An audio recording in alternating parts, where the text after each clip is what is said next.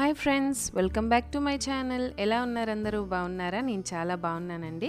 ఈరోజు మన రెసిపీ చాలా ఈజీగా సింపుల్గా చేసుకునే స్వీట్ ఐటెం కాజు బర్ఫీ. ఖచ్చితంగా నేను ఎలా చేశానో ఒకసారి ట్రై చేసి చూడండి. చాలా అంటే చాలా బాగా వస్తుంది. దానికి కావాల్సిన పదార్థాలు: జీడిపప్పు 250 గ్రామ్స్ తీసుకున్నానండి. ఇక్కడ కప్స్లో చూస్తే 1.5 కప్ వరకు జీడిపప్పు తీసుకున్నాను. ఇప్పుడు ఇది పౌడర్ చేసుకోవాలండి. ఈ జీడిపప్పుని ఫస్ట్ జీడిపప్పు ఒక 1 అవర్ పాటు ఫ్రిడ్జ్లో పెట్టుకుంటే మనకు పౌడర్ చేసుకోవడానికి ఈజీగా ఉంటుంది. ఒక మిక్సీ జార్లోకి తీసుకొని జస్ట్ కొద్దిగా పల్స్ చేసుకుంటూ పౌడర్ చేసుకోవాలి. ఒకేసారి మనం మిక్సీ రన్ చేసేస్తే మనకు ముద్దలాగా అయిపోతుంది. పౌడర్ చేసుకున్నాక జల్లించుకోవాలండి.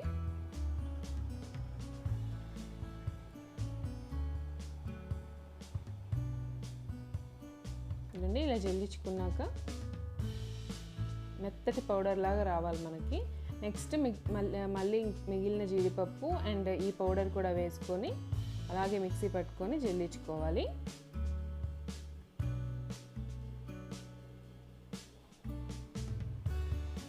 చూడండి, ఇలా మెత్తగా పౌడర్ లాగా రావాలి మనకి. తర్వాత దీంట్లో 2 స్పూన్ల మిల్క్ పౌడర్ వేస్తున్నానండి. ఇది ఆప్షనల్, మీకు కావాలంటే వేసుకోండి, కానీ ఒకసారి వేసి ట్రై చేసి చూడండి, చాలా బాగా వస్తుంది టేస్ట్. తర్వాత షుగర్ 3/4 కప్ తీసుకున్నానండి. గ్రామ్స్లో అయితే 125 గ్రామ్స్ వరకు షుగర్ తీసుకున్నాను. తర్వాత 1/2 కప్ వాటర్ వేసుకోవాలి.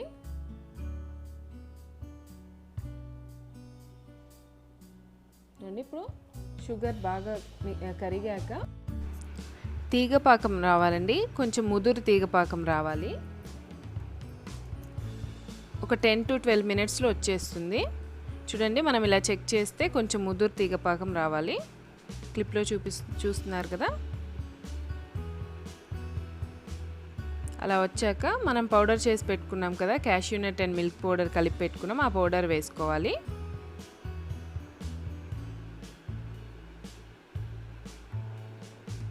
బాగా మిక్స్ చేసుకోవాలండి. ఇది మనకి మిక్స్ చేసుకున్నాక కొంచెం లూజ్ అవుతుంది. అలాగే మిక్స్ చేసుకుంటూ ఉండాలి మీడియం ఫ్లేమ్లో పెట్టుకొని.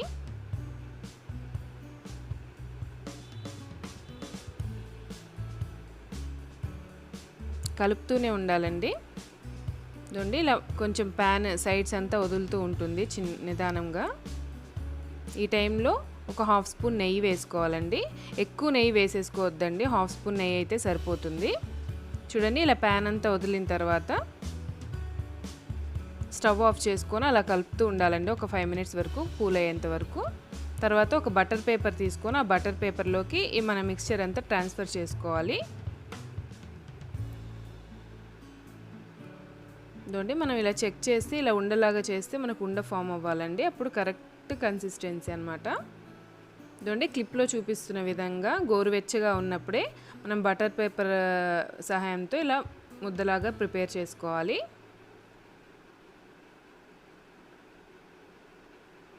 చూడండి, తర్వాత చేత్తో ఇలా వెడల్పుగా అనుకొని ఇంకొక బటర్ పేపర్ వేసుకొని మన చపాతీ కర్రతో రోల్ చేసుకోవాలండి.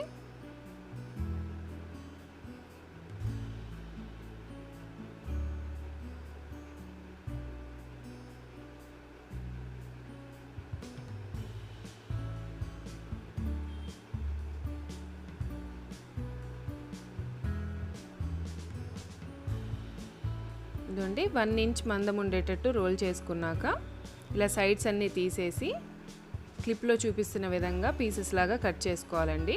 ఫస్ట్ క్రాస్గా కట్ చేసుకొని తర్వాత ఇలా స్ట్రైట్గా కట్ చేసుకుంటే మనకి పర్ఫెక్ట్ కాజు కట్లీ షేప్ వచ్చేస్తుంది.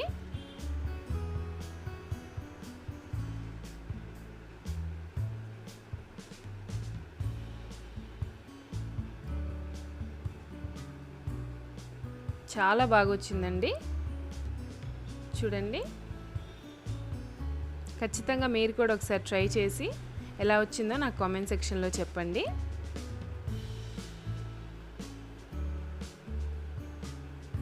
అండ్ ఫ్రెండ్స్, మీకు ఈ వీడియో నచ్చిందా? నచ్చితే ప్లీజ్ ఫ్రెండ్స్ లైక్ చేయండి, షేర్ చేయండి, కామెంట్ చేయండి అండ్ నా ఛానల్ని సబ్స్క్రైబ్ చేసుకోండి. సబ్స్క్రైబ్ బటన్ పక్కనే బెల్ ఐకాన్ ఉంటుంది, దాన్ని ప్రెస్ చేయండి. దానివల్ల నేను ఏ వీడియో అప్లోడ్ చేసినా నోటిఫికేషన్ మీ దాకా వస్తుంది. Thank you friends, thanks for watching.